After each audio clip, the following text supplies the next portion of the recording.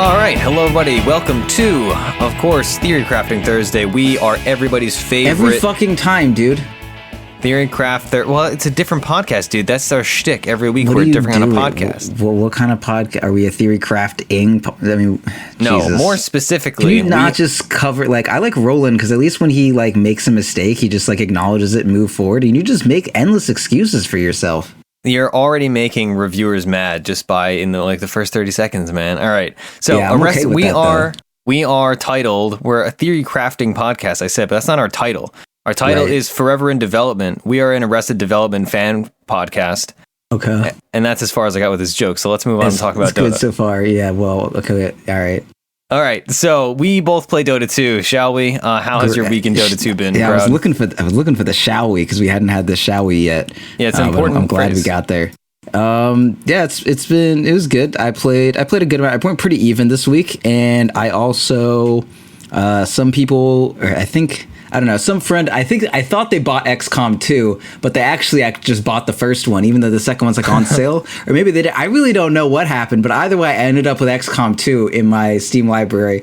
And I was like, this is fucking great. And then a DLC came out for it, and I was like, this is great too. And there's like a ton of mods and voice packs and shit. So I've just been like killing aliens with like Jeremy Corbyn as my heavy weapons guy, and fucking like what else? I have David Letterman as a specialist, and of course like most of like my internet friends are various characters in that game. It's pretty great. I got fucking Spike Spiegel as a sniper. Like, it's a very fun thing, dude. The Jeremy Corbyn dude, when there's like voice lines for like almost everything they do, and so he's a heavy weapons dude, right? So he's shooting a rocket, and then it just plays a voice line, and it's just like, no matter where these you know what he says, I think no matter how carefully you place these bombs, there are going to be civilian casualties. And I was like, Jesus Christ, like, this is an intense line for the middle of shooting a rocket, and lo and fucking behold, there was a goddamn civilian on the other side of the wall that I blew up. And I was like, this is the best experience of my life. I too love killing civilians. So other than XCOM 2, what has your Dota been like this week? I played a lot of anti-mage, honestly. A good number of it. Played some monkey nerds. I played like 2 Viper games like on purpose. Wow. One was an unranked game because it was like unranked Viper play. Oh my god, dude! What did you come to? I think that was literally with you. So was it? Oh no, that was with other people. No, you left at that point. Yeah, we were against, what was it? I had to go mid, and they had like Queen of Pain and Lion and like Centaur and a Tusk, so I knew I was gonna get run up on, and they had a Quap, and I was like, I just don't want to get fucked mid. And they banned Lone Druid, and I was like, what am I? Oh no, I didn't want to play Lone Druid against Quap. They banned Arc Warden. I was like, fuck, like what? I wanted to play Arc Warden, but I just wanted to make sure that we didn't lose, because that was the previous game. This was like the first game I played with B, and we were gonna do the Tuesday show or whatever. So it was like, all right, I don't want to lose 2 games in a row doing this, and if I'm not playing Arc Warden, I can't stall the game out until we just fucking win. And her brother was playing Sven, and I was like, I need to give this boy some space. So like, fuck it, Viper, here we go. I think I was in that game. Oh yeah, you were the Crystal Maiden. I played Crystal Maiden, yeah. Okay. I was like, because you're on your little Smurfy Smurf, so I was like, who is this person? Just some random person. Young Money. I'm fine. Right. Anyway, yeah, and then I played another one later in my solo ranked, and it was also a fantastic Viper game, and it was great. Yeah, I've been playing some Bloodseeker too, so just kind of expanding out, really getting like a nice wine tasting of every like cancerous piece of shit in the game. That's fair. Bloodseeker. I haven't seen as much Bloodseeker in this week as I was during the week preceding last week's podcast. But I've seen quite a few Bloodseekers. I had a really bad one that just rushed a Maelstrom today. Yeah. Gosh. Oh, I had a really bad one that was me, and he was mid against who the fuck? I was mid against the Shadow Fiend, and I just got like triple raised when I had like fucking like 12 denies or 12 last hits and like a bunch of denies or whatever. I was doing great, and then I just like got triple raised, and I was like, oh shit, and then just everything was shit from then on. Yeah, that sounds about right. Yeah, that was turns out when you have Blood Rage on you, you get triple raged like really fast. That sounds about right. So Anti-Mage, I'm interested. We frequently talked about how Anti-Mage is like a good hero, but not necessarily a good pub hero in a lot of senses. Yeah. In like unranked, or just not necessarily in unranked, but like in solo play, where you kind of have to if the game gets lost in the first 15 minutes by every other lane, you're kind of just sitting there, not doing great. So it's not always the perfect pup hero. What has made you become an anti-mage player?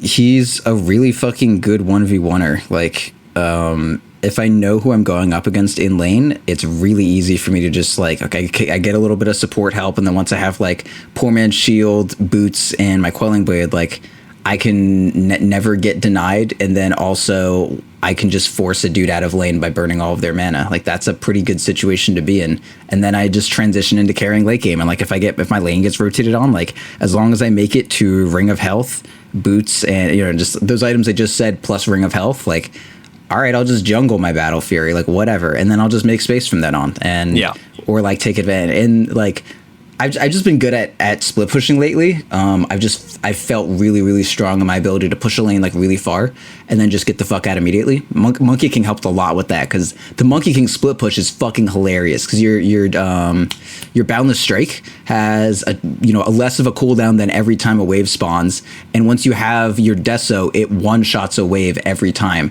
So you just hop around in your trees, wait for a creep wave to spawn, press Q, click the ground, and then your creep wave just keeps going, and then you can decide whether or not you want to engage on a tower. But like it's like anti-mage, only I don't need to leave the trees to kill the entire wave. It's fucking hilarious. The more I experiment with this hero, the more stupid bullshit I find. But yeah, so that's just, and I've just been good at split pushing lately, and anti-mage has worked with that. Plus he wins his lane. Like anti-mage is a weak laner when you're dealing with like 3v3s or 2v3s or something like this, or 2v2s even. He can be kind of weird, but once you get it to that distilled purified 1v1 matchup, as long as you can burn that mana out, like who's gonna who doesn't, like name me an offlaner who loses all their mana and they're just like, that's fine, like I'm good. Like there isn't one. Like in Axe is one. Abaddon is definitely not though. Even Centaur, not, if Centaur can't stomp, like he can double edge you, I guess, but I have Magic Shield. Like, what do I care about? Yeah, Axe is a great example, but that's about it. Maybe Tidehunter, because he needs like 20 mana total to fuck you. Yeah, well, I mean, I suppose there are some offlaners that are going to lose lane to you, and then there are other offlaners, like I would say Centaur's, like he's not going to have to leave lane because he has no mana, but he's not going to have kill potential on you ever, right? He doesn't have enough mana that the mana burn is going to, but he can still kind of farm and get XP in that situation. Yeah, it might go even. You could probably bully a little bit, but yeah, like for the most part, like an anti-mage is, he wins a lot of lanes if he has a decent early start, and I've just been like fortunate in getting in that situation. And then sometimes people pick Storm Spirit, and then you're like, all right, I'll just do this then. I guess this is what I'm gonna do. It's great. Yeah, it sounds about right. All right, so let's see. My week in Dota. I've actually played a lot of Dota this week compared to other weeks. I think I played like how many solo rank did you play? None. I played. Okay. Let's see. I played like 15 games this week. 20, 15 something. God, that's like me in 2 days, man. Yeah, but you also just play way more Dota than I do. That's true. I feel like I played more games than I did, but still. Anyway. I have been playing a lot of variety. I have not really been focusing on any single hero. I played a couple Bane games today, one of which was amazing, but then somebody abandoned and it was a waste of time. I played effectively offlane Bane, 1v1ing a Weaver, and I just manhandled that poor bug. Did you skill up Enfeeble? Yeah, I got Enfeeble at level 4. I got Enfeeble at level 2 because I didn't need Nightmare. Like, why would I need Nightmare against a Weaver? Shit. And I would force him under his tower and then enfeeble him, and he literally dealt like last hit with Sakuchi, easy. Yeah, I think he dealt like 18 damage with his auto attacks, something like that. And oh man, that was like the saddest person ever. He left instantly right when the abandon went through from our Juggernaut, and you could tell he was very unhappy. But that was a lot of fun, and that actually made me kind of want to play offlane Bane if I see a 1v1 situation. Like if I see like, oh, they're definitely aggro trying. Like offlane Bane actually has a lot of sustain early, but I will table that for another day. Yeah, that sounds the same as mid Bane, where you're like, this is going to be so great, and then like you just trade a fucking hero mid that doesn't do anything for their hero mid not doing anything until they catch up on farm, and then you're just like a mid Bane, and they have a recovered Storm Spirit. Yeah, I mean mid Bane is very different just on the priority list of like a mid hero's farm is way different than an offlane hero's farm. Yeah, no, that I agree with. But yeah, I wouldn't do it in a regular game, but it was just one of those things where I just happened into this situation and it went really well. But yeah, I would not advise that as a general statement, because you could very easily just feed. If you were like even tri-lane or dual lane. Yeah, like one death and the entire whole idea is fucking like gone. Yeah, exactly. Other than that, let's see. I had a bunch of decent Invoker games. I had a really good Lina game. I played some OD. These days? Like, she's still good, yeah? Like, so I picked it because the enemy team had a mid Necrophos, and I was like, all right, I have to deal with this hero with magic damage, and I don't want to play so far range. Like, there's no way a Necro is going to Q you, and like you basically auto attack from outside of Heartstopper or range. Also, Lina seems good against Necro. The only big problem I had with that lane that I was not expecting was when I was trying to kill the Necrophos, him using Ghost Shroud would slow me, which meant that I could not line up for my stun. So I was basically impossible to kill him unless I started with a stun. Yeah. And he has just a little bit too much health after like presumably getting one heal off. That also the guy freaking rushed a pipe. He literally had Magic Wand, Phase Boots, pipe. But he was very committed to just ruining my day. And I couldn't solo kill him as much as I expected. But other than that, it was a really good Lina game. I forgot. Well, let me see what the other heroes in this game were that made me pick Lina. They had a Nature's Prophet. So I wanted Wave Clear and a magic damage mid, and I didn't want to play Quap. So, and they had a Tiny, and Quap isn't even like Wave Clear though, because in order to clear the wave, she has to like put her whole body at risk. Well, yeah. I mean, like, Queen of Pen has a lot of auto attack or a lot of AoE.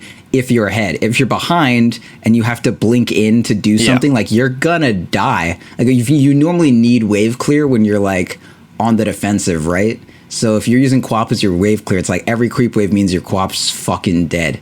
Yeah. The only issue in that game was they had a Faceless Void, so they could fairly easily just chrono me, and then like, what the heck am I going to do until I had to Shivas.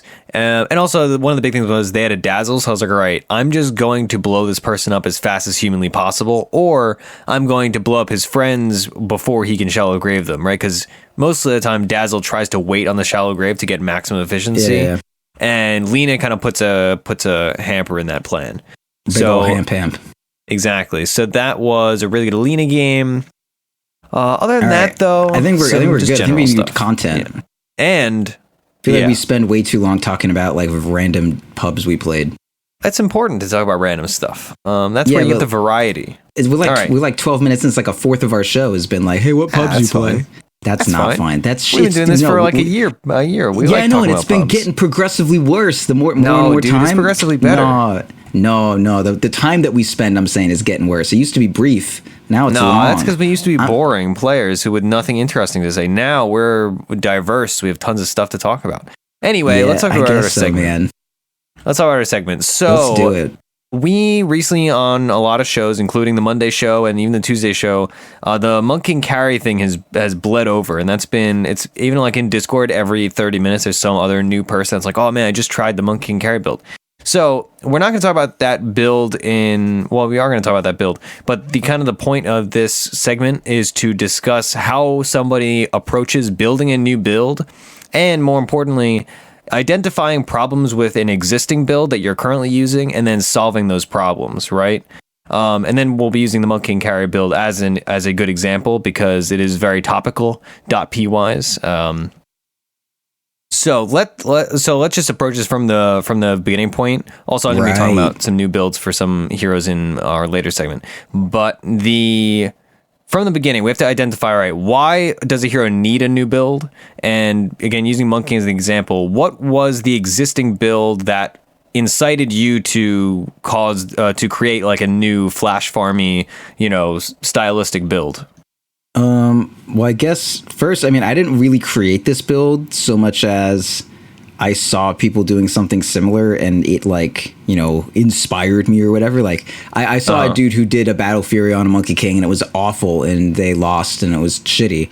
But it was also like, all right, like this is a thing that a person has done and I've heard a bit about it and I saw it in some higher level NA pubs. But anyway, point being, like, when a hero is completely like non-viable, and you want to play them, the underlying assumption needs to be that the reason that they are non-viable is because the current method of thinking about this hero is wrong, and you need to find a new way to kind of like interpret that hero's properties and what about the hero could be exploited for like additional, to be better.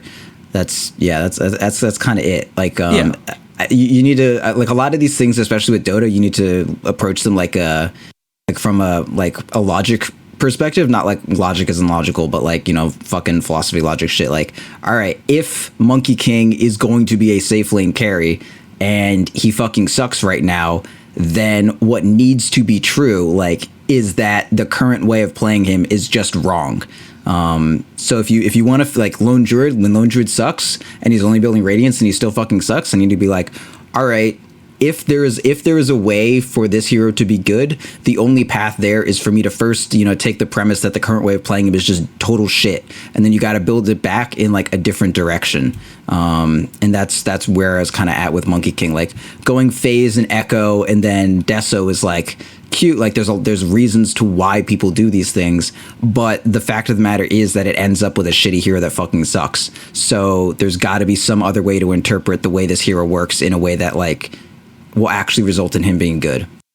So so how do you identify, is this just like a feel thing about identifying a hero that has a fundamental problem or a hero that just is being misinterpreted? Because I think there are some examples, especially historically, but even in the current iteration, where, if LD just is not working, even for you, then at what point do you decide, like, all right, this hero just has core weaknesses that are not solvable by any reasonable build change? I mean, that's an entirely was just objectively bad. Well, but they're two similar things that result in like a hero being no. Like I get what you're saying, but I'm saying that like there was no reason for me to necessarily think that Monkey King is definitely a good hero. Besides just like, I mean, there are some broken stuff. There's some broken things about Monkey King, what I'm saying is, there's not necessarily a distinct reason that you have to assume that the way people are playing him is just wrong.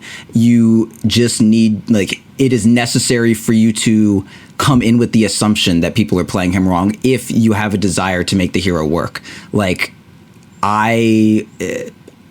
I thought the Battle Fury shit sucked, right? Like, the first game I played against it was awful. But I went into the game and I was like, all right, if I wanted to make this work, if this thing was viable, how would I go about it? And it just so happened I was correct. It could have been totally shitty, but there's no way to figure it out unless I just assumed that he was actually good and the way that we were playing it sucked. Like, you can figure out whether or not you're right about that later, but you need to have that assumption if you're going to try to reinvent the wheel.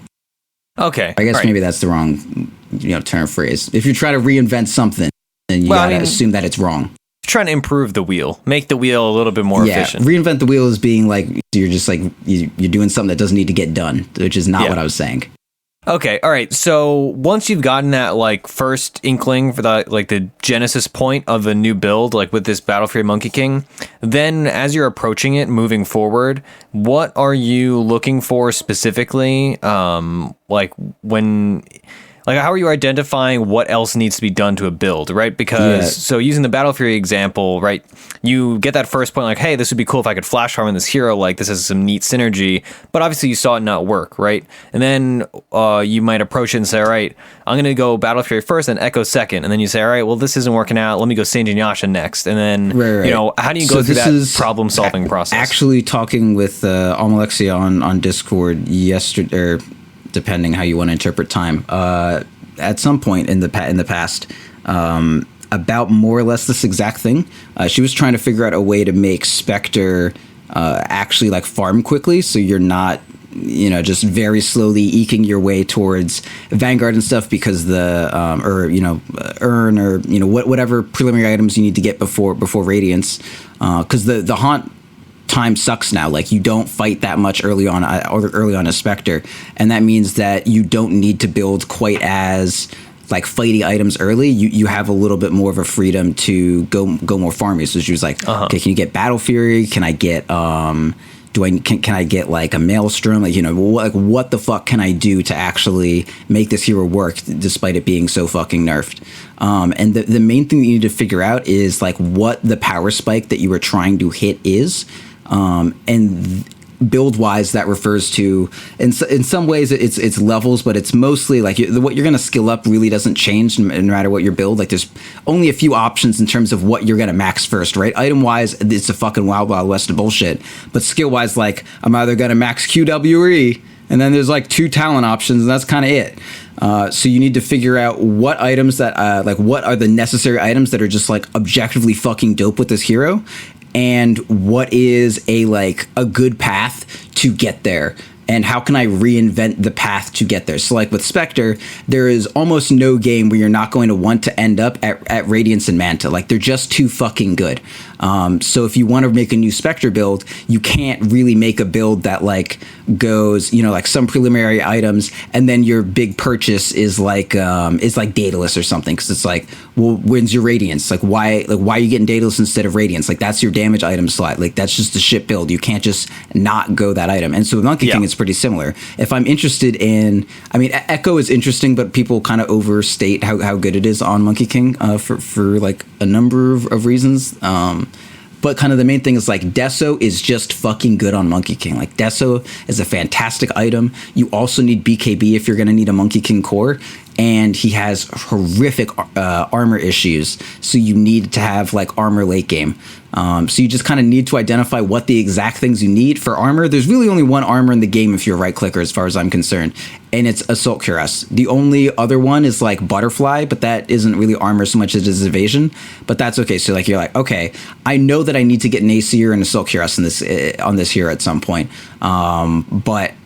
And also I need a BKB. I'm probably going to get a Butterfly and Assault Cuirass after the BKB, because they're like 6,000 gold, and it's going to be really hard to get like if I'm taking magic damage and dying in the middle of team fights, I'm not going to get up to that AC or Butterfly or whatever. You say, okay, all right. So these are like big purchases that I want. Deso also is like Boundless Strike has a crit attached to it, right? The damage that it does is based off crit. Once you get your level 25, it's a 325% crit. That's fucking wild. You know what is you need multiplicative scalers to make things crazy. Like the way you get crazy on Phantom Assassin is you have both Desolator and crit. So whatever auto attack you're doing is being multiplied, first by the armor reduction, and then it's being further multiplied in a stacking fashion by your crit your crit chance. So like stacking up these like crazy scaling multipliers is why right clickers are so great. And then PA also and then you also scaled up with like attack speed or whatever. And as soon as you take like a flat number and then you add a bunch of synergistic scaling multipliers on it,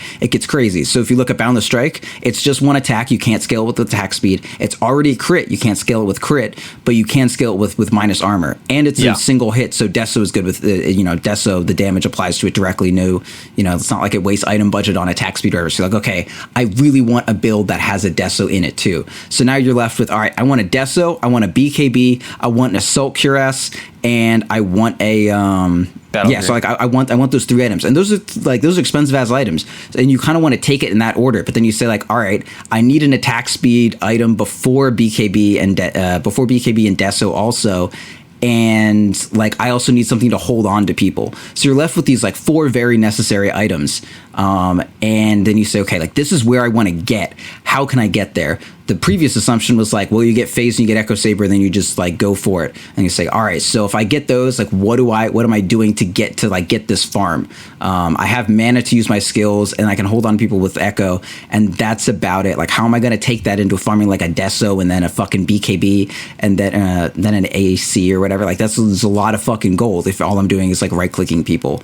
And you say like, all right, so that's just not going to work. That's too many items to get, and it's just too fucking hard to get there. If I don't have any farming ability, plus I don't have the phase boost, fucking sucks too. That's a separate thing. Plus I'm squishy if I have phase whatever, so I'm not going to survive a lot of these fights if I'm the first one in. Like I'm the carry, I'm getting a lot of attention in these fights. They're going to try to kill me. And if I don't have, if I'm purely like reliant on killing people for my farm, the first 2 fights I die in, I'm never going to kill someone again for the rest of my life because I have no ability to farm again. So you see all those things, and then you work back and you're like, all right, how do I solve this issue that I can't fucking get? I need a ton of expensive items, and the current iteration of this hero is I just get them by killing people. And you say, all right, maybe I'll try to get them a different way. Maybe I'll try to get them by farming. Maybe I'll try to get them by doing a mix of that. Maybe I'll try to get them by ratting or, by pushing or whatever. Like you got to examine every possible option. You say, okay, like I like to farm and I've seen people do this Battle Fury thing. What items can I think of? First, I was thinking of Maelstrom. Maelstrom sounded dope because I was like, all right, if you could, like, let's say you throw your Q down and then like each unit it hits has a chance to proc. Like when you have Deso or Diffusal, when you like throw your Boundless Strike down, everything that's hit by it is hit by that. And then also with your ulti, a bunch of lightning bouncing around and shit. That's great. But Maelstrom has like a minor, it's like a 0.1 second cooldown or some shit, or 0.04 or something. So that doesn't work for Boundless Strike. A Boundless Strike's only going to proc 1 lightning, which is very depressing to me, and I'm still not over it. Yeah, that's unfortunate. Right, like that would have been so cool. Like I just queue down, there's just fucking like Mjolnir shit happens. That's an item in Dota, so it's not nearly as cool. But like a bunch of lightning, that's dope. And it also doesn't have health regens, like you can't really jungle anyways. Like Monkey King has lifesteal through his D, so you don't need lifesteal for fights. You purely just need regen for farming. So like lifesteal isn't too attractive, but just a little bit of HP regen kind of is, and Maelstrom doesn't get that. And so it's like, oh, like Battle Fury, maybe how could that possibly be useful? Like, well, it gives you mana regen, so you're not as reliant on Echo Saber. It gives you mana regen, so you can maybe use your abilities in new ways that you weren't using them before. And turns out it works on your ulti. So Maelstrom works with your ulti. So does Battle Fury, turns out. And if you have a bunch of right click damage, which is one of the ways the hero really likes to build is a bunch of plus damage that works with Boundless Strike, then your ulti is going to be cleaving a shit ton of damage. Like lightning procs are nice, but they don't scale with getting plus 40 damage at level 20 and building a Desolator and shit like that, right? So because it wouldn't really make sense to go Maelstrom and Deso. Like you're a minus armor. Like if you have Deso and AC and then you build a Maelstrom first, like why do I even bother having like minus 12 armor on everyone I hit if the first item I build gives me fucking magic damage? Like it just doesn't make a lot of sense. So the Battle Fury it makes a lot more sense for that reason. And then you say, okay, maybe I can like play this hero in a way that actually works around Battle Fury and does farm very quickly. You say like, okay, what's the typical issue with Battle Fury heroes? Oh, they're very weak early and it's hard to get there. Well, does Monkey King counter that issue? Yeah, he wins his lane by himself. Therefore, it's possible to play a Battle Fury buildy Monkey King that is able to like farm that reliably and then get to all these other items. And then you kind of just have to play it out and be like, all right, are there any like cool things that I can do to figure out how to do this? Yes, I have enough mana regen to jump around like I'm anti-mage. I can split push like a motherfucker, and just like Q from the waves or whatever, or just blink it or jump down into like do the primal spring down, hit a couple creeps, clear a creep wave, jump back up. Like you can figure that shit up like after you do it, but you just need like a baseline understanding of what is the goal you were trying to get, and how can you possibly get there. Okay, I mean, so this all makes sense, right? So to shorten it, we're finding holes and then we're filling them, right? We're saying, all right, this is not working, so I want to do this, and then you're figuring out, all right, to get to this point, I'm going to do X, Y, and Z, which supplement, which allow me to end up in this game state in which I am built for success, right? Yeah. You really want to start at the end, not the beginning. The beginning is where you're going to get messed up and you're never going to win. You're just going to have a nice early 20 minutes. Exactly. All right. So thinking about that, obviously this panned out, right? Like you identified things and then you built the right items, et cetera, et cetera. So you built a successful build. What do you think is the point at which you give up on an idea that you had that you thought was good, but then like, all right, so using Monkey King as an example, if you have a flawed premise for a build that you're working on, at what point do you acknowledge like this is just not going to work, right? So like, let's say using Monkey as an example, if the flawed premise is, all right, he really needs armor and he really needs X, Y, and Z, so I'm going to build him just super tanky, therefore I don't need armor. And I'm going to say, all right, I'm going to have a Scotty as my primary thing, right, and then I'm going to have like a Manta, etc. So like, again, you're starting from, using your example of like, all right, you start by saying, all right, what items do I want to end with? If your items that you want to end with are inherently flawed, how much time do you think you put into building up this new build before the point where you say, all right, this is just not working, right? Like some things are just not going to work out, right? Like I think we've all had failed builds like that where you say, oh man, I really want to play blank. And then it's just like, I've tried to make this work tons of times and it just doesn't. Yeah. I think that's kind of something that you just have to feel, and this is something that I end up with. I'm ending up with that with Lone Druid now. Like I don't even know if my build is bad or if it's just like there's no way to make him work right now. But the Medallion Deso Druid that I was playing, that was sometimes really good and sometimes just really shitty. You just end up, if you ever find yourself in a situation where you just like, you feel like you did everything right and you feel like the build happened, but nothing good came afterwards. That's kind of the point to go like, oh, if I have a shit lane and that didn't work, like, well, maybe the issue is that your build doesn't secure the laning phase enough. But Dota's a really like crazy game where it's very difficult to test things. Like, there are reasons why pros just copy what other teams do, and it's not because they're like stupid and they didn't try something themselves or whatever. It's that there's too many things to try in Dota 2, and everything that you do try comes at the opportunity cost of trying something else. So if you create a build, which honestly doesn't take that long, it takes less time than it does to like play a game of Dota 2. So if you make a build and it fails 3 times and you felt like it had a decent shot of succeeding every time, you're probably better off just not touching it again. If you see someone else who tries something similar and it's working, like maybe give it another shot. But if you feel like you're doing your thing and you're just still fucking losing, you don't feel like you can do anything about it, like unless there's a very simple fix in the way to change your build up, I don't think it's worth your time to just like, keep filling a fucking like, I don't know, squircling with paint and then just like shooting it all over a wall, trying to look for, like some kind of grand design that, luck is going to give you. Yeah. If it's not working, it's not working. And you can get a feel for whether or not it is. Like if you just feel like shit when you're playing it, like it's probably a shit build. All right. Perfect. All right. So we are going to hop into talking about some of the heroes we're going to be playing this week. Specifically, I think, so one of the heroes that I'm going to be playing potentially, so I have 2 potential heroes. One of them is going to be a Mirana, like a core mid lane Mirana. And I've been a big fan of Mirana ever since she first got her Aghanim Scepter and started going mid and being really dominant. But the reason why I want to play her this week is that the metagame has shifted due to some of the talent changes primarily to her, and also just like physical damage is really good. Nowadays, people have left that classic old Aghanim Scepter, Mirana, flash farmy, blink, E-blade, nuke people down. And now people are moving into a physical damage Mirana where you opt for the physical damage talents and you build, like Aki, Phase, you probably still get a bottle. And then you go like Mjolnir and a Diffusal Blade and a Manta and all this kind of stuff. And I've been actually playing a lot of Mirana recently, but I've still been playing the kind of antiquated old build, which honestly I think is still pretty decent, where you're going, Ags, Blink. But clearly people at much higher MMRs, and if you watched Mirana in pro games all at TI, this is just how things have been going, is people have been playing physical damage Mirana.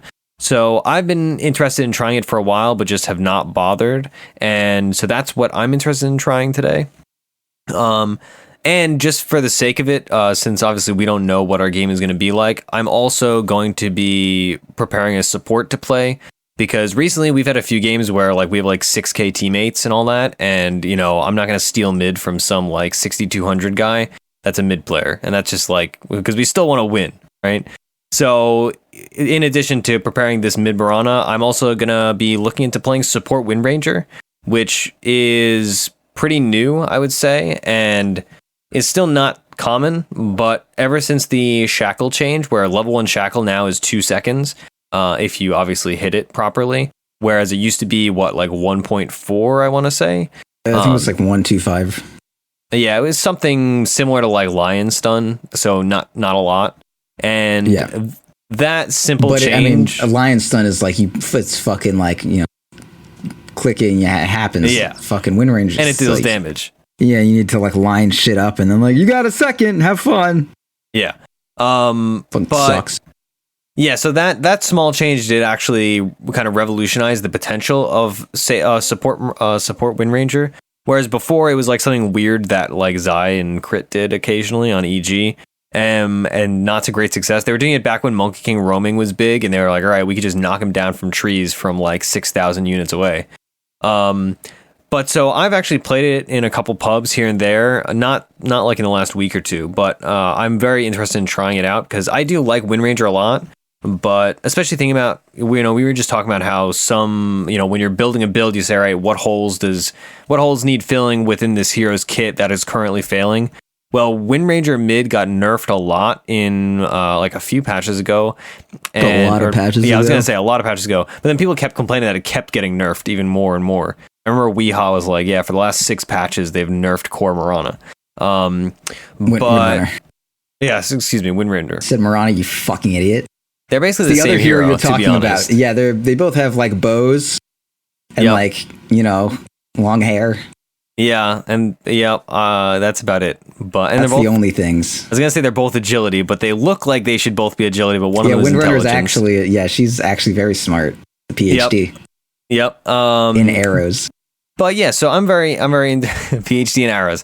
I'm very interested in playing some Windranger because I yearn for the days of Windranger core, but it's just not there. Like when we talk about making builds to supplement a hero's issues, her issues are just too many to answer with a simple build change, it seems. There's tried. No way to make Ags not the most fucking like clumsy item to ever like fumble your way into. God, that item on like, how do you fucking farm the Ags on Windrunner and make your build smooth? There's just no way. Like, either you get a damage item first or you get a damage item after. Yeah, but that's build sucks. Maelstrom Ags is so bad.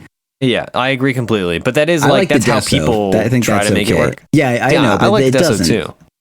But the Deso just doesn't flash farm. Like you just have so many problems. Yeah, the Deso doesn't flash farm. I mean, you spam your W, but yeah, no, it's bad. There's no way around it. Like the Maelstrom sucks, but that's the only way you can farm. The Deso sucks, or rather is good, but then you just can't farm. And yeah, anyway, Windrunner has issues for her. Yeah, but so I'm interested in now that I'm pretty safe in acknowledging that I never play this hero mid anymore until it gets changed. But I am very interested in playing this support because, like I said, I did have a couple games. People were playing it off lane also, but that's kind of one of those things that people just do because they want to play a hero. It's not necessarily because off lane Windranger is good. It's I would never say off lane. Like, just could you stop? Like, could you please just pick an actual off laner and not this hero? I get that you want to play Weaver, but this is not the time. Pick a real off laner. Yeah, exactly. So I'll go a little bit into how my game plan is for playing Windranger support because it is, I feel like you can do a lot of different things with it and none of them are particularly better than the other in terms of viable builds. So my ideas and what I've seen from the bits of high MMR Windranger offlanes that I would like to steal from are... Wait, offlanes or supports? Supports. Jesus Christ, dude, I'm a mess. Yeah. Welcome to Theorycraft Thursdays. Yeah, support Windranger. The build that I would like to do is something that revolves around buying a couple early clarities. So my starting items would usually be something to the effect of courier, both obs, probably a couple branches, and then a couple clarities and one set of tangos. That's probably ballpark. I'd probably have like 40 gold left, I think. And that's a pretty safe just starting items for any support, really, if you're playing as a 5. How many branches did you say you're going to get? 2. You should get 1. I prefer 2. Why do you like 2? I like 2 just because if I give the wand or whatever, I guess so. It goes in the wand, and it's just like cheap stats for lane. Boots, though, like yeah, but at the same time, I mean, sometimes you have to give both tangos to the mid laner, and then it's like, all right, I'd like to have 4 tangos worth. That's why I do like the 1 branch. If I'm spending 100 gold on stretching 2 tangos out, like I'm never gonna get my boots, man. Well, it's not necessarily just for the tangos though. It's for I know. I'm just saying, like you just hate iron branches. No, I think 1 is good, but like 100 support gold on iron branches, I don't think, like, before you have your boots, that just seems like before you have flying courier or boots, like if you're a 5, I think that's too much, man. No, I disagree. I think you need to have those immediate stats for zoning and whatnot, especially nowadays where 4s roam. They don't like come to your lane to zone with you. And like 1 extra damage, 20 extra health, and also, I mean, I suppose 1 extra attack speed are all valuable stats in any early engagement. It's one of those things that I would say it seems really minimal, but it does. I mean, how frequently do you get away from a fight with like 8 health left or like 10 health left, especially early game? At level 1, like almost never. I mean, those are more like binary engagements. Like I will say other times I've tried this, I've built a fairy fire instead and had, I think you can still buy one branch. Maybe you can't buy any branches. I don't know. Math is hard, but we'll see. I'll probably buy a couple branches though. Like also you're going to buy a wand. So it's just an investment in the future. And and so the core items, I'm just all about getting them boots, man. You gotta get them boots. The core items that you're moving into are going to be phase boots. You could do mana boots if your team really needs them, but in general, I want to have phase boots just for getting around. And also, it just synergizes well with the hero itself, especially zoning early game and fighting early game. It just is nice because like you don't expect their 5 to be doing real damage, right? Because most 5s don't. But phase boots, and then wand, and probably the first big core items that I'm going to be getting is Solar Crest, and that is going to be my like focus point. And after the Solar Crest, or even just after the medallion, potentially depending on the game and what's necessary, I'll probably be going into just mobility stuff, 4 staff, blink dagger, probably 4 staff first, blink dagger second, unless like I just come across 2200 gold. Just that, like, you can, of course, get yourself into better positions for these stuns, but also it gives you that evasive nature where, you know, we talked a lot historically about how there's so much value to playing a 5 that's difficult to kill or a 4 that's difficult to kill, whereas playing like Lion, right? A Lion, if a core jumps on you, you're going to die, right? But if you're playing a Windranger, to use this example as a 5, core jumps on you, you know, you're incredibly evasive, right? You're gonna use wind run, you're gonna be dodging all physical attacks, and then maybe you have a 4 staff, then you 4 staff away, right? You require a lot of commitment, right? Back when I was talking about like Armlet Rubik, that kind of admittedly meme build, but a build I had legitimate success with.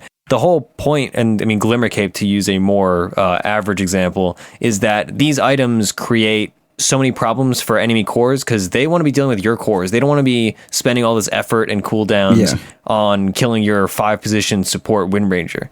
So that's an added advantage, I would say, of Windranger support that I'm very interested to explore. And building items like 4 staff and whatnot are only going to exacerbate that problem for the opponents. And then after that, you know, I'll just, you know, if we may do a game state where I have Solar Crest and a blink and a 4 staff and boots, like I'm in a hog heaven. Like I don't want to think ahead of that. Maybe I'll build like a Solar Crest a Lotus Orb or whatever the heck the team needs. And I already talked about the Mirana core build, right? Like it's just you build a bunch of damage items, right? I've seen some people do different things with it. Some people build the Dragonlance, other people don't bother.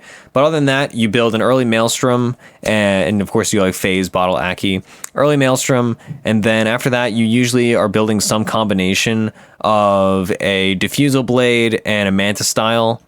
And then, you know, of course, situationally, you know, maybe you need an MKB, maybe you need a BKB, maybe, you know, Lincoln's. Lincoln's is a really good option for this hero. But the big reason why I'm interested in it is just because it has diversified damage, which is a huge asset to any core. Whereas, like, I would say Ember Spirit, physical damage, Ember Spirit's a really good example of this as well, where you deal a lot of magic damage in the early and mid game, but then eventually in the late game, you're scaling into physical damage. So if they're building, you know, anti-magic damage items early, then you have a way to get around that, right? If they have their BKBs, sure, you're not dealing damage with your Starfalls, but you're doing a ton of damage because they built a BKB instead of building an AC or instead of building a Shiva's Guard, right? So that's, I would say, one of the most interesting parts of this build, and I would say definitely one of the reasons why it works so well. And she flash farms already because you have Starfall, and you don't really need double Starfall as long as you have like a Maelstrom, and you can just assume you're going to get 1 proc at least from killing 4 creeps. Yeah. So that's that for both of those heroes. I'm excited to play either or, and we'll see what I play. What are your ideas, Proud? What are you going to do? Well, so I got one fun fact right now. In the last 3 series of the International, literally 0 supports built an Iron Branch with their starting items across all 3 series. Isn't that fun? Okay, all right. They just never bought one. They had better things to spend I don't have these games up. That's a fun fact. Well, I just looked at all of them actually while you were explaining that, and literally not a single one included an Iron Branch within like the first 10 minutes of their items. Iron Branches are good, dude. Pretty interesting, though. I'm just glad that I learned that on this show. All right, but are the fives in those games building they're taking undue burden upon themselves? Most of the fives are, and they do get wands later on in the game, but they just don't spend their early starting gold on that. They make sure they get their boots at like 5 minutes. Yeah, but are they building both sentries and both obs or a sentry, both obs and the courier? Because fours were playing much greedier, and the fives were enabling the fours to be building a lot more items early game to take like lane advantages and whatnot. Yeah, that's part of it, but I mean that's what a 5 does. That's like what you do. Well, I mean, in pub games, not necessarily. Right? In pub games, a lot of time, the burden of support items is split between the two. Whereas in coordinated games, one ward or whatever. I mean, if you're playing a game with 2 5s or whatever, then sure. But I mean, normally it's like the 4 buys either the courier or like one or maybe 2 of the wards. See, but like that's not what happens in pro games. That's why they don't need to buy. They don't have the money to buy branches in those situations because they're buying extra items. Whereas in a pub, you can't count on your other support to be doing that kind of stuff. I mean, branches are good, dude. You just hate branches. Like I don't know. I you were anti mid branches. Valid. What the fuck are you on about? Dude, you just don't like branches. You just don't like branches, dude. What are you even talking about? When and how? And what does that even mean? Vividly remember you discussing how branches were useless because you only need one so that you can use the extra tango, and there's no point in building like 2 or 3. I vividly remember this on a podcast. You just hate branches, dude. For the wand, like that's false. Yeah, I know that, but you hate branches historically. This is just an attribute I think there are ways, especially safelane branches, dude. I know. Well, safe laners. I mean, that's dependent on your matchup. I hate that I see supports that have like 2 or 3 branches and then they like don't have a key support item because of it. Like if you have 3 branches, that's definitely overkill. Well, but 3 branches is for mid, but I'm saying, like if you have 2 branches and then you don't have a sentry ward or something, or like 2 branches and the courier gets upgraded at like, 3 minutes and 40 seconds instead, and you still have 2 branches sitting in your inventory, like, I think that was a bad call. Yeah, I mean, that's just being bad. Like, if you have, so you have not allotted the proper amount of pulling and whatnot if you, at 3.5 minutes, do not have 150 gold to upgrade the courier. Like, that is less a symptom of a guy spending an extra 50 gold on a branch and more a symptom of just being bad at Dota. I don't know. Like, I mean, are you also starting with a TP too? Because, I mean, according to Kuroki, you're much better starting with a TP than with a branch. You buy the TP. Kuroki did win TI. I don't know. It seems like a pretty strong argument. I mean, but pro players do all kinds of weird things because pro games are not necessarily applicable to the pub meta. I don't know. It just seems like a pretty good thing to do. You're just a branch hater. So you get the TP scroll practically instantly because you go and buy it right away at the side shop. It's just so many things to like tally up between like. I mean, okay, you cannot argue that you also just get your boots immediately. Like you need to get boots, you need to get a TP now, you need to get also like or an early set of wards, and you need to get the courier upgraded at like 3 minutes on the dot. Like that's just a lot of shit. And if you can take any amount of pressure, what, dude? That's like 1,000 fucking gold. Yeah, but that I mean, I play support practically every game, dude. This is a perfectly reasonable thing to happen. Like I start with branches constantly. I think I know. So in Kuroki's defense, telling you. Yeah. To explain Kuroki's way of thinking, right? The reason why in a pro game or even in any concerted game, you want to have maybe potentially a TP scroll at the very start is that the enemy team is going to be more coordinated and potentially rotate on your mid laner instantly before creeps even spawn or before creeps get there. Whereas in a pub game, they're not going to 5-man rotate on your mid or 3-man rotate on your mid as fast as that, right? So you have the capability to say, all right, I'm going to buy an extra branch. I still have like 30 or 40 gold. And then by the time like we secure the bounty runes, I walk straight to the side shop. I get my 50 gold spent on TP. I have my TP ready and golden. Right, like I get that. I definitely agree that you are fine getting the TP like later. I'm just saying like the total amount of gold you get, like it's not so much like how good that gold is at that exact moment, as how much you would rather have that 50 gold like later on to get your boots like 30 seconds faster or whatever. Like that's what I would go for. Like I would much rather have boots. I think getting boots 30 seconds faster is almost always going to be better than having an extra branch. Like across the board. I just don't. I I can't see how you could think otherwise. I mean, I can. I just like that situation, and like that is 100% what would happen almost every game outside of like, oh, I have 300 gold and then I got a kill and then I got 450 gold and then the branch didn't work into that. But like in general, I just think that you're better off getting your boots 30 seconds faster.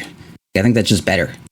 I disagree. I mean, all right, that's fine. We're not going to go anywhere from there, but that's my opinion, and that's your opinion, and that's fine. If you look at a lot of high MMR games, it is pretty split, where a lot of people buy at least one branch, and then some people they take the burden one branch is definitely good of buying additional stuff. Also, a lot of people, some people buy two branches. Like I think the two is too much. Like that's my stance. I think I've reasoned through it just fine. I think you're right that there are some situations where it's good, but my stance is definitely very valid, and it's not just being a branch hater. Like I think that there are a ton of circumstances where two branches is too much, and you'd be better off getting your boots 30 seconds faster. But by that same logic, one branch is a waste because that's still 50 gold does not go into boots. Well, no, because that one branch is more often going to be like a break point on like whether or not you need the extra tango like regen or like a tree block or some shit like that. Giving your support or rather your carry the extra heal with that, and like going from 300 health to like 320 health, I think is more of a difference in how likely you are to like survive something. Like going from 49 damage to 50 is a bigger difference in terms of like getting kills than going from 50 to like 51. Like as your damage gets higher, adding additional points to it is like less important.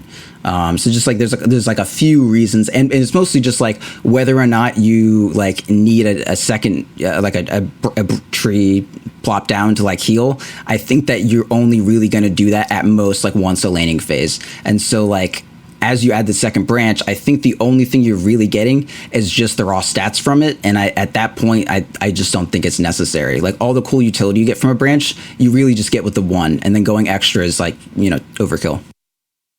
I will also point out that the second branch, I find myself, if I start with two branches, I find myself often giving my second branch and putting it down on the ground for my safe lane carry or my mid laner to sustain them in a lane, more so than using it for myself.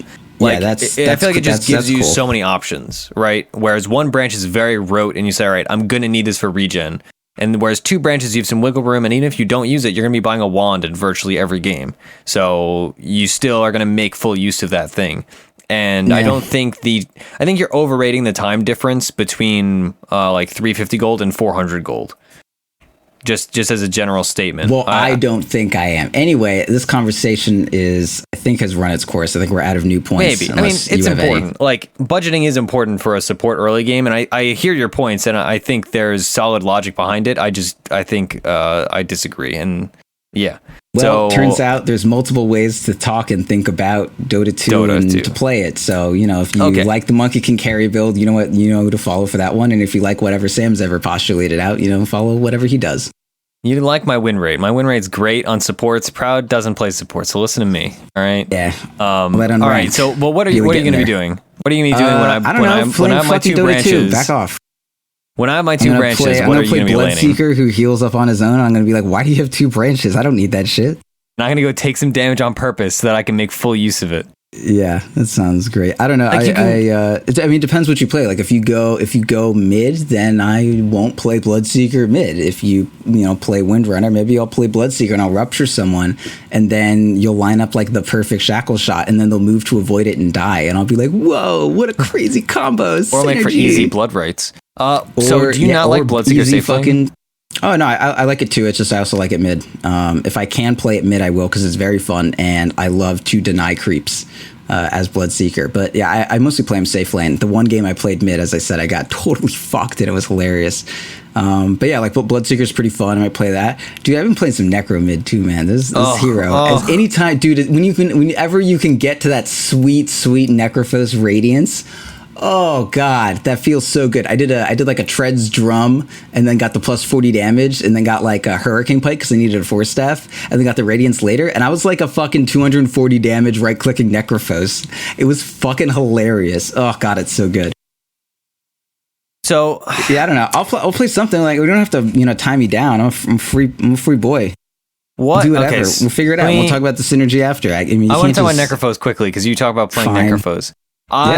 You know how you do that thing where you like self-censor, where you like type an email that's cathartic, or you type a tweet? Yeah, I know you don't. But you know how people do this thing where like, you type a tweet and you're like, this is stupid, and then you delete it, right? But you still get that cathartic, a response of like, oh man, I just typed this angry email to my boss, like this angry tweet to my I can imagine this phenomenon. Sure. I have legitimately, probably just in the space of today, typed out maybe 6 tweets about my disgusting hatred of playing Necrophos and just playing Dota in general, and not tweeted them. But man, it does get a little tiring to see. I know, and that's why I don't do it, because I'm an adult and I know how to self-censor. But let's not go that my far. hatred of Necrophos is probably, I think I hate Necrophos more than I ever hated techies. And that's saying something. That's absurd. Like even TI5 era techies, where I was like legitimately an OP hero in addition to being an annoying hero. I still don't think I hated techies at that point as much as I hate the current iteration of Necrophos. Man, he's not that bad.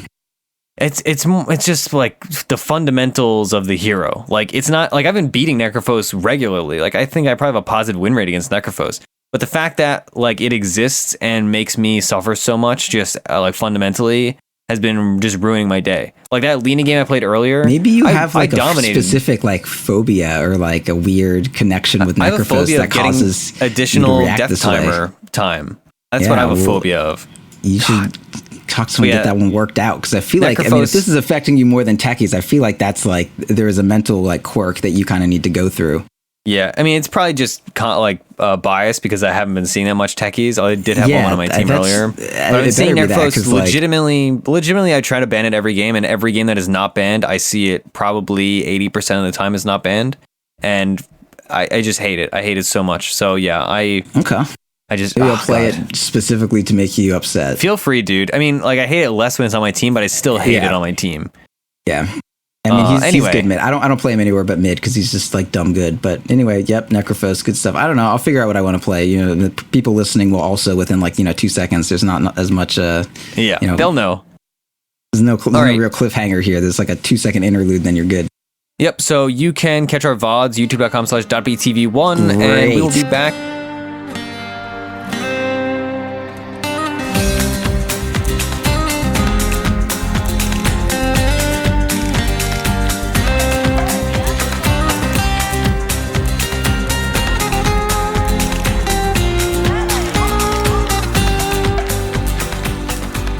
Okay, all right. Hello, everybody. We are back. We just completed our game, and it was refreshing. It was a nice, quick game today. And we won, which was, well, I would say, haven't we lost like the last couple weeks, Proud? It's nice to get a win. Yeah, I think so. And none of us threw this game, so that's also a plus. Or at least none of us tried to. None of us really had the opportunity to. We kind of steamrolled a bit. So I'll read the team comps. You fed a double kill mid and then died sniping a courier. Yeah, but I mean, I killed the courier, and that's more gold than our team got. For me, that enabled me, really. That's kind of the only reason I had a good start, was that extra infusion of 150 gold really pulled it all together for me there. I mean, it's an infusion of 150 gold for everybody. That's 3 iron branches that could have been bought by every support. Sniping a courier is bad. It's really the fact is that I got the 150 was really what was really the standout aspect of it.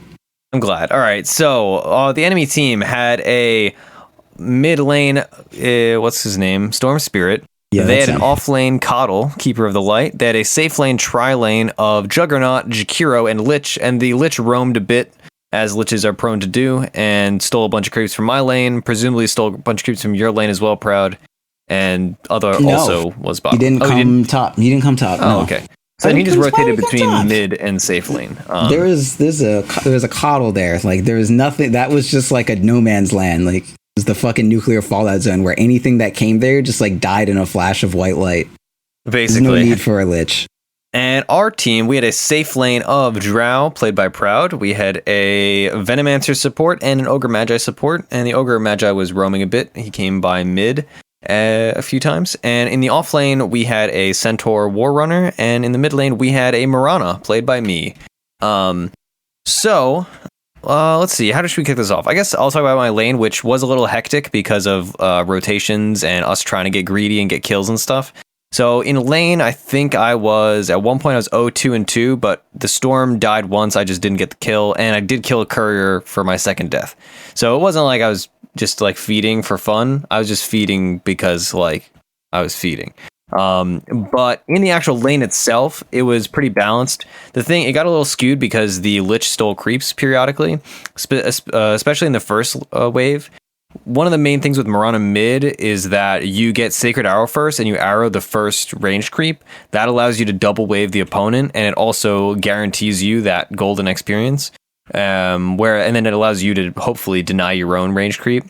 But unfortunately with the Lich, he denied his own range creep preemptively, so I could not do all the Mirana things one generally does. Completely countered, really. Like, your whole hero is just gone at that point. Yeah, and that's why we lost. Just that entirely. Right. But in the laning phase, we basically traded.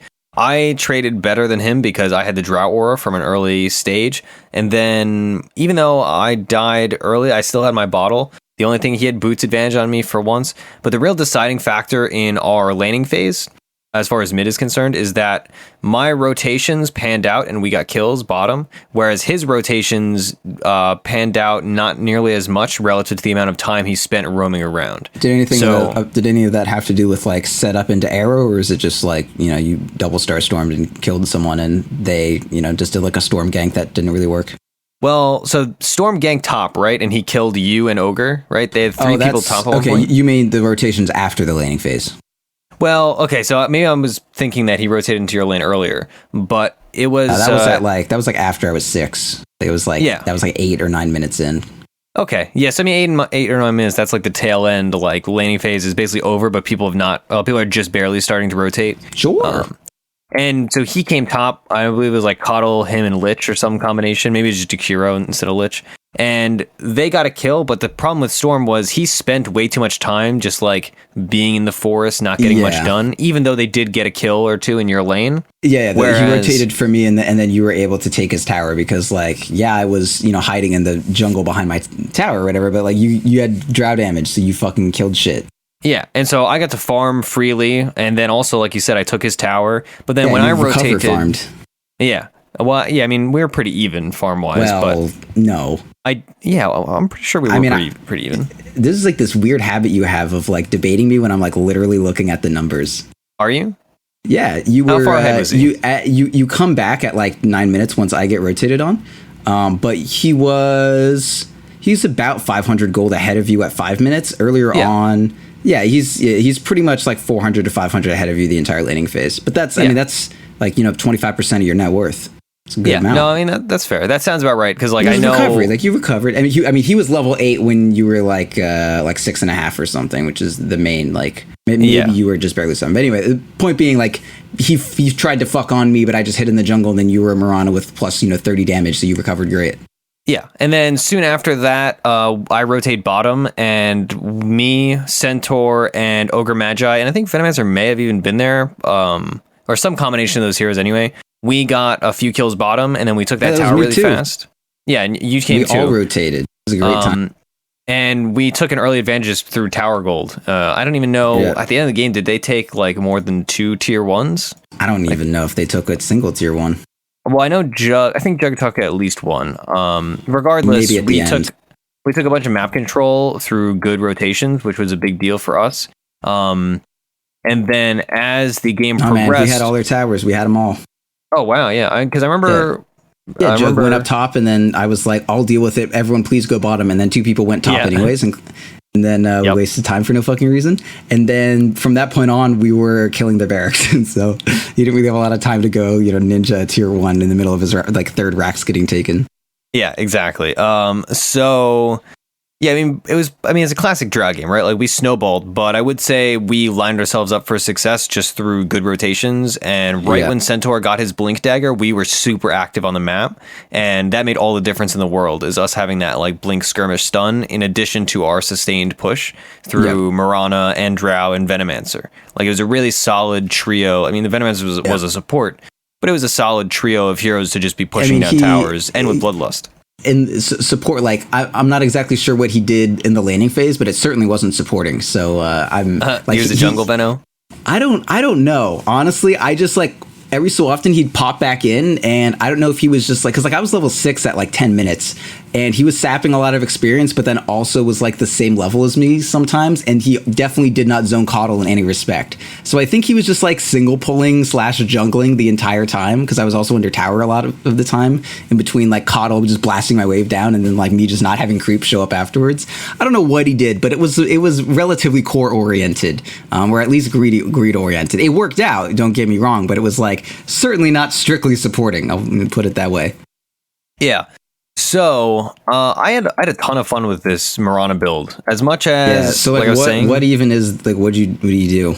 I started Wraithband, Branch, Fairy Fire, and a couple pool tangos. Sounds great. Then I went Bottle, and then I got Brown Boots Wand. Bottle first, I guess. Yeah. So you have the PA, so you don't need to finish Aquila or whatever for the damage you're set. Yeah, I finished Aquila before, or no, at the same time as I got my phase boots. Actually, I ferried the Blades of Attack and the basket at the same time. Yeah, but yeah, I really needed the magic wand, like real bad. And for sure, I got those at 9 minutes right before I did that timing push, like when they were rotating up on you. So it all kind of synergized well in that moment to get that tower and make all the come back monetarily.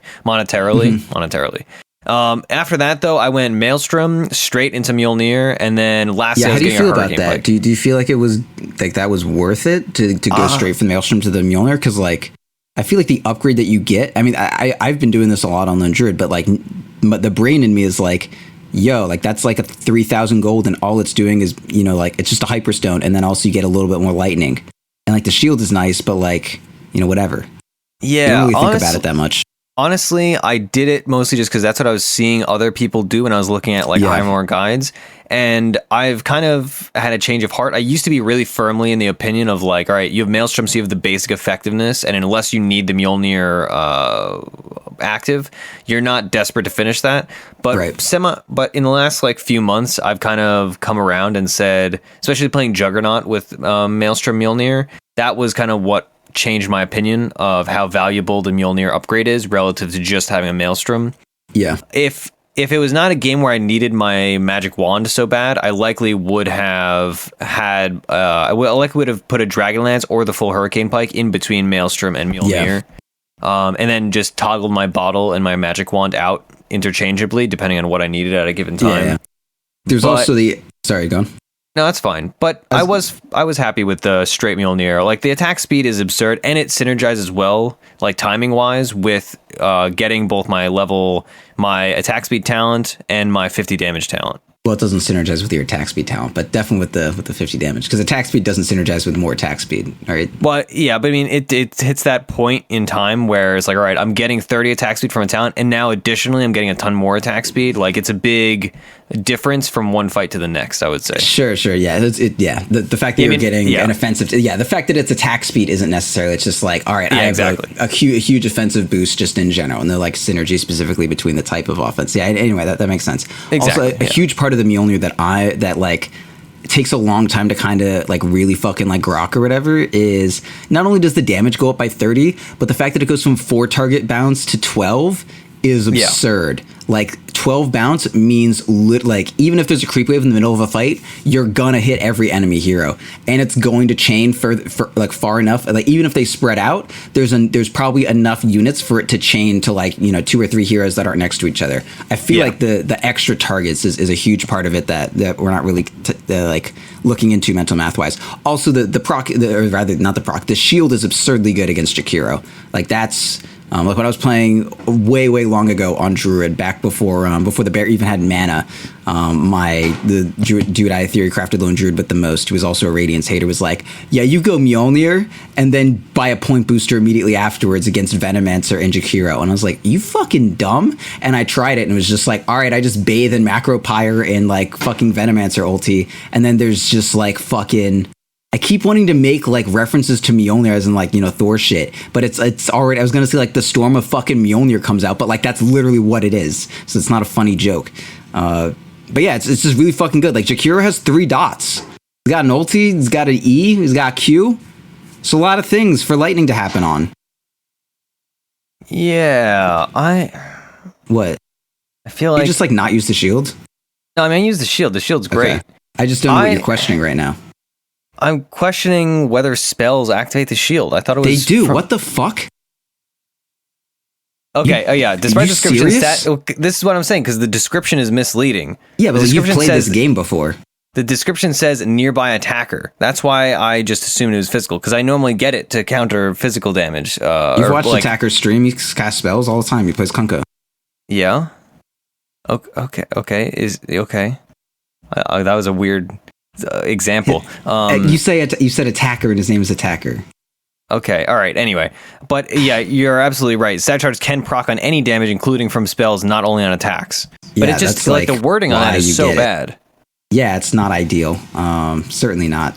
I mean, the wording, it sounds like the opposite. It says, chance to release 200 damage shocking bolt at a nearby attacker and 4 additional enemies.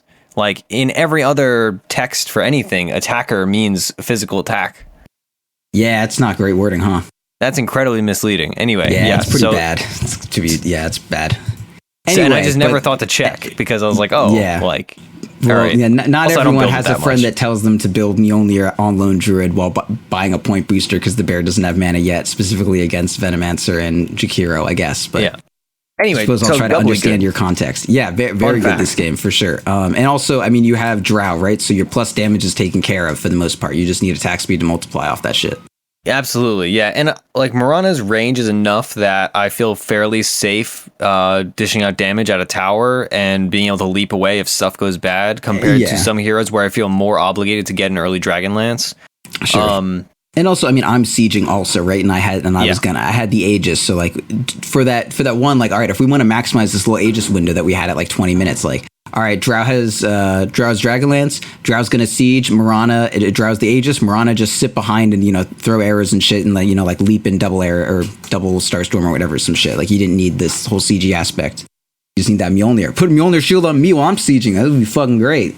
Yeah, absolutely. So yeah, I was super happy with the build. As much as, again, I felt like I'm kind of biased in my love of the old Aghanim spell damage build, but after doing this, I don't think I'll go back unless they drastically nerf this build. I mean, I'd be a little worried about like next time you play it, you're not going to have Drow, because this is I mean, as much an endorsement for the build it is, it's also like this is how good the Mirana build is when you have a Drow on your team. So I was a little nervous about kind of corrupting the data set with this, the data set of one, but also, I mean, whatever, fuck it. Well, also, I mean, like, so if I was not filming this, if I was not filming this show game, I would still probably play Mirana in a game like this. So it's a good example of, even if you're not necessarily a Mirana player, Mirana with Drow is incredibly strong, not only because of the obvious synergy of like, oh, it's a ranged hero and you have Drow aura, but because you diversify your damage and also you guys build synergistic items. And I would say, I don't know how much you noticed this, but when we're sieging towers, my ability to just throw an arrow forward at, like, Coddle was the easiest target for obvious reasons, but my ability to just throw arrows is so disruptive even before the level 25 talent, if this game were to go that far. But just throwing arrows while you have ranged heroes like Drow sieging is so effective in just not only like hitting arrows and obviously like that being a big boon, but the paranoia of the enemy team being like, right, we want to synergize, we want to plan this out, strategize, and attack this Drow, stop him or her from pushing.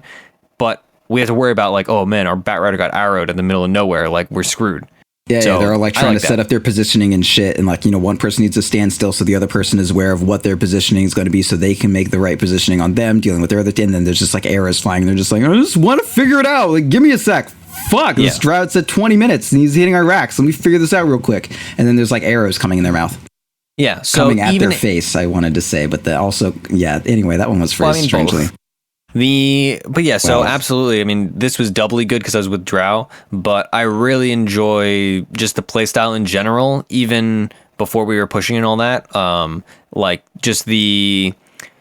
It's nice not being super committed to one damage type. And I keep bringing this up, but it really is like formative to a hero having that multiple damage type, because most heroes specialize in one. Right? You have hybrids like Lena or like Mirana or Ember Spirit, but in general, most heroes are like, all right, I deal some magic damage, but I deal primarily physical damage, or vice versa.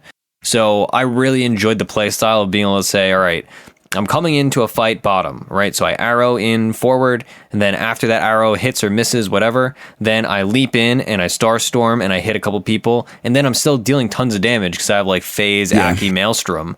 And whereas if I was going Aghanims, maybe I jump in and I hit double Starstorm and I don't kill anybody. Yeah. I mean, my damage is so gimped incredibly that I may not be able to finish off anybody. Yeah, that's actually super relevant to this game because they had like both Lich throwing the frost armor up, so like to make your physical damage a lot less interesting, and then there's also the Juggernaut there with the with Bladestorm. So like the fact that you could do a fight like started off killing all their supports with your like magic damage, and then the Jug is the last one standing, and he's he queues away and tries to like Bladestorm, and then there's both me and you hitting him for like 170 damage at 10 minutes into the game. And he's like, all right, well, I'm just gonna fucking die then because my supports all died to magic burst. Now I'm gonna die to physical, which is not the way Juggernaut's supposed to be. Yep. So yeah, I mean, I'm thrilled with it. I'll definitely be replicating this in future games. Also, like, Mirana's just fun. Like, she's the 15th most picked hero for a good reason. It's like Pudge light, where it's like, all right, I'm gonna hit an arrow every once in a while, and man, it's gonna feel amazing. Like, I hit a few arrows that game that were just perfect, and some of them I didn't even do anything off of. It was like sick. Yeah, well, there were a couple times where like I would arrow somebody super far away, and I'd be like, "Man, that was really cool." Even though there's no way I'm going to kill him, there's no way I'm going to do anything to that person, but I got the arrow, and like it's satisfying. Yeah, that's all that matters. So yeah, Mirana's the bomb, and the mana regen's not that bad if you just manage your bottle charge as well. Is that any different from how Mirana normally is? Because she doesn't build different items. Well, when you're playing different early game items. Yeah, so more about like scaling or like mid game and stuff like that. You can find yourself trying to flash farm and then being not having enough mana. I guess, the Ags does give you a good amount of mana pool to deal with. Exactly, yeah. So that gives you a bit more leeway. So I did find myself low mana a couple times, and that was just because I was mismanaging my mana usage and also of course Coddle mana leak. Did you not buy Clarities? No, I didn't even buy raindrops this game because I just had so many items so fast. Who needs raindrops? Clarities are where it's at now. That's the modern era. Yeah, I probably would have saved myself from maybe one death if I had bought a Clarity before Maelstrom and just had that, because when before Maelstrom I just had an empty slot, right? Because I had Aki, Wand, TP Scroll, Phase Boots, Bottle, so that's 5 slots. So I should have just had a raindrop sitting there, but I got my Maelstrom way too fast. Just always get one Clarity, man. I had the Clarity I bought at the beginning of the game. It's normally just if I'm spamming a lot of frost arrows and my lane is contested. Guess what? It was against the Coddle, so I didn't ever get I got 4 auto attacks off that were frost arrows total that entire laning phase, and a little bit when I was kiting. But I just had my Clarity, and guess what? After we took the first Rax, I was out of mana from fucking throwing frost arrows at the entire time we were team fighting around that. And then I Clarity'd up to 300 or 350 mana or something, and that's 50 starting gold that I got for that reassurance came into play at 27 minutes, and fucking that was a part of why we were able to chain that into 3 Raxes, man. Clarities, just buy them, just have one. If you're a carry, just have it. It's good. Yeah, I agree. I mean, especially I don't mean that to chastise you. I'm just saying in general. Yeah, it does make all the difference in the world. I played an Invoker the other day, and I think I used 6 Clarities. I ferried out 6 Clarities. It's just theoretically you should manage your mana well, right? But sometimes you use an extra Alacrity or something. Using Clarities is managing your mana well. The other thing to do would be buy a mana regen item, and that's an item slot that you give up. And even 6 Clarities, that's a Sage's Mask. That's less than a Sage's Mask. It's so monumentally cheap to just if you go through 8 Clarities in a game, that very easily can just be you not buying a mana regen item. Just think of how many fucking Clarities you would need to buy to equal out the investment of a Void Stone. It's fucking wild. That's 18 Clarities. That's a shit ton, dude. I could have no mana regen items and I could not go through 18 Clarities in a game. So buy Clarities, if you're Clinks and you think you need to buy a fucking Soul Ring because you're going to use your ult once every 85 seconds and you really think that means, I need a bunch of Clarities. You have a Medallion and an Aquila, but you're I'm gonna need a Soul Ring. You have fucking 2 Oblivion Stabs that are going to build into your Orchid, and you're just I just need Soul Ring. If that's your life, sell it and then buy 875 gold of Clarities, and then don't have a Soul Ring in your inventory ever again for the rest of your fucking life playing Clinks, for fuck's sake. Swear to God that item is so bad on Clinks. But 750, my bad. Still horrendous. Well, Yeah, 750. Okay. Do you want to talk about the Drow build you tried? Yeah, so I wasn't really planning on Drow, but people were talking about Helm of the Dom on Drow, and I was like, I love Dom. And it worked pretty good. The build on Drow, I pretty much, because I didn't really know what I was going to do outside of the fact that I wanted to get Dom, and you need to go Aquila on Drow. So I did basically what we thought of, or what we said. Like, I kind of built it backwards and said, like, all right, what do I need? I know I'm going to need a Dragonlance at some point. I'm against a Coddle and a Juggernaut, so and a Storm Spirit. So I know I wanted something to try to like not have them kind of like lock me down or just outright kill me. So I was like either a BKB to deal with Storm and Coddle, and so I can siege against Coddle and Jakiro, or a Manta so I can avoid Omni Slash and break Mana Leak and that sort of thing. And as the game went on, the game looked relatively easy, and there was just like a lot of stuff I wanted to dispel, and I mostly just didn't want to get Omni Slash because my other way was like, all right, I'll get a Shadow Blade, so when Storm or Jug jump on me, I can just like Shadow Blade and it'll be fine.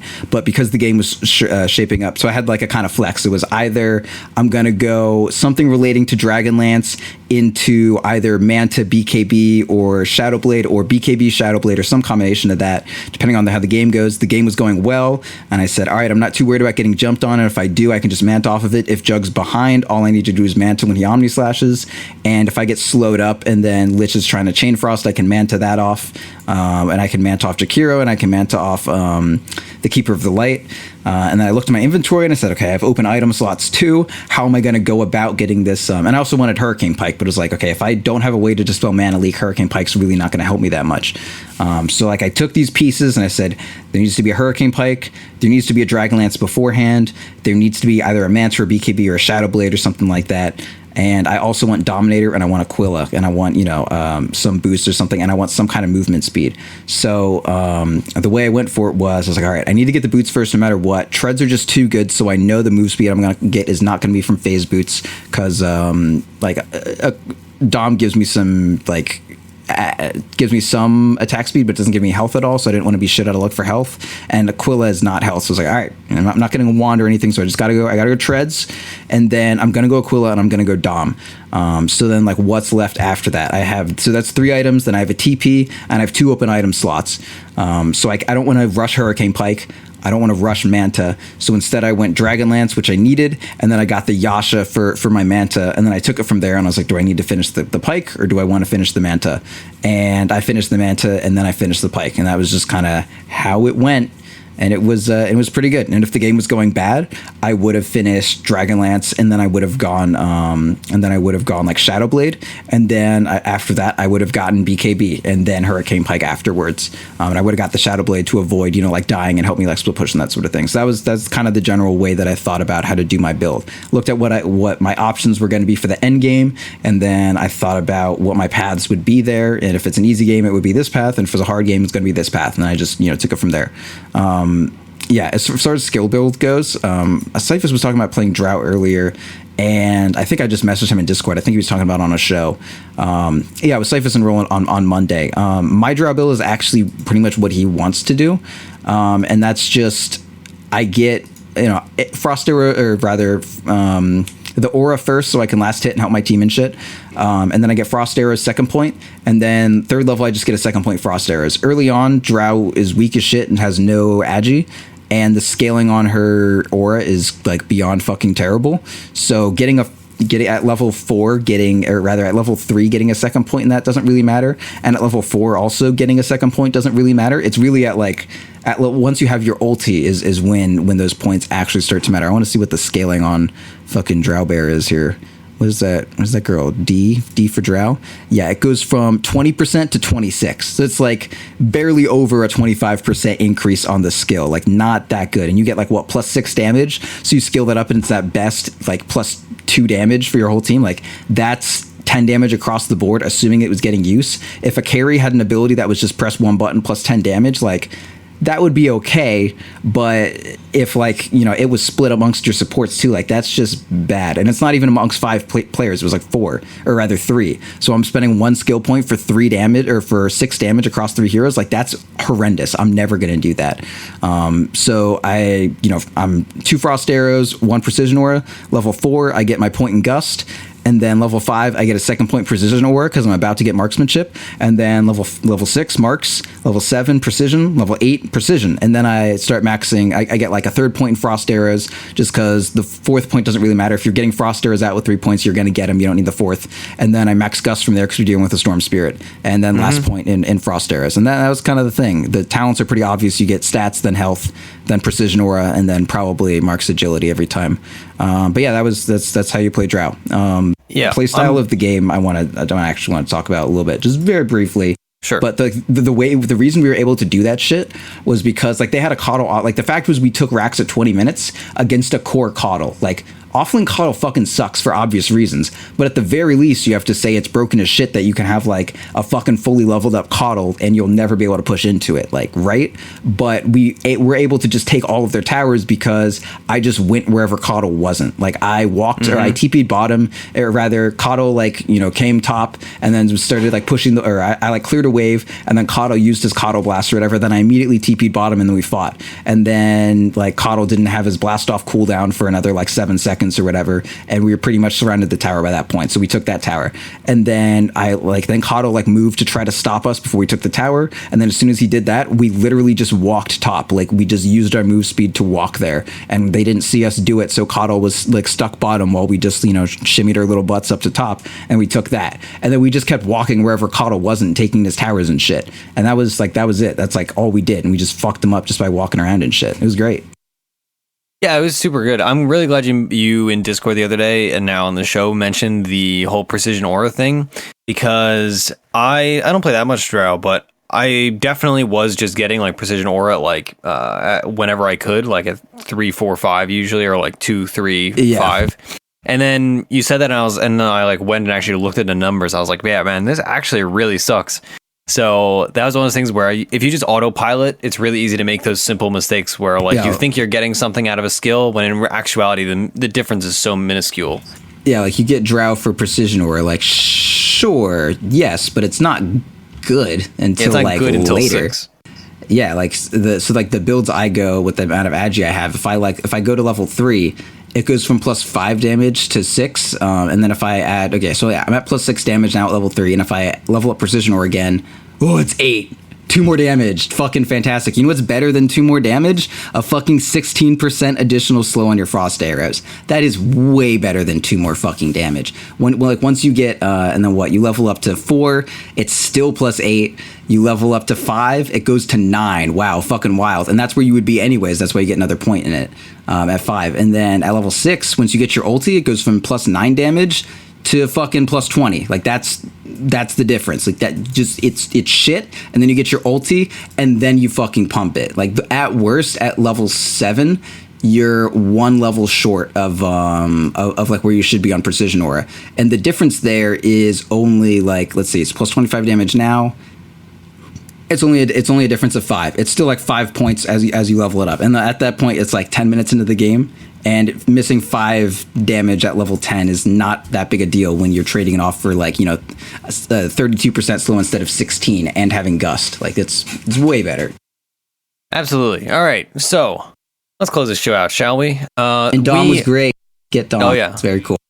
Dom is always good. All right, that's why we could just group up and fucking kill shit. 'Cause we didn't have a healer, but we sustained because I had 12 fucking HP regen going on everyone with my fucking hat. It was dope. Yep. All right. So you can find the VODs from this game on youtube.com/.ptv1. You can watch the stream, twitch.tv/.ptv. The in-houses are starting back up. The giveaway is Monday because it was going to be on Wednesday, but then Twitch decided to break, so we had to reschedule. So it's going to be on Monday at 9 p.m. Eastern. And then, of course, the new season starts Wednesday at 9 p.m. Eastern. And you can find all the info for those on discord.gg/.p. If you ping basically anybody, ping Grouty preferably because that's his job. But we can tell you all the info for the in-houses. We also have a Patreon, patreon.com/defense of the patients. I believe the episode that Proud and I just recorded with Leafy Peachy introducing her is either out today or will be out soon within days. I don't know exactly when we're putting it out. And of course, the beat up episode also just came out recently. So those are very fun if you want to learn about our new show hosts. And other than that, let's see. There's probably other things here. Our website, defenseofthepatients.com. Twitter, I'm at Ursinity. Proud is at Proud Dota. Our show is at .p_show. And that's about it. So thanks for listening. And remember, if it's been our theory, but if you lose, what? But I was helping you out. No, I was like being your fucking hype man. Well, okay, all right. But if you lose, blame your offlane coddle, probably. Yeah, fuck him.